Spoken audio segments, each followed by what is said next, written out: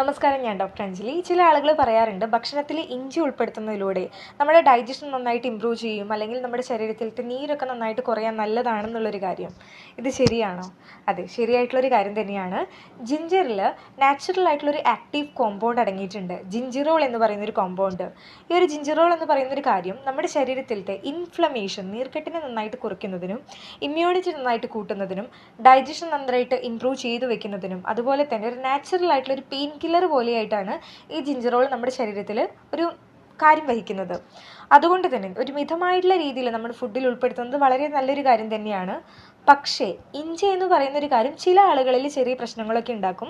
അതായത് ഇപ്പോൾ ആർക്കെങ്കിലും നന്നായിട്ട് ഹൈപ്പർ അസിഡിറ്റി പോലെയുള്ള പ്രശ്നങ്ങളുണ്ട്, അൾസർ പോലെയുള്ള കാര്യങ്ങളൊക്കെ ഉണ്ടെങ്കിൽ ഇഞ്ചിയുടെ ഉപയോഗം വളരെ കൂടുതലായിട്ട് ഉപയോഗിക്കുകയാണെങ്കിൽ ഇവരിൽ അസിഡിറ്റി, ഗ്യാസ് എന്ന് പറയുന്ന പ്രശ്നങ്ങൾ ഉണ്ടാകാനുള്ള വളരെ സാധ്യതയുണ്ട്.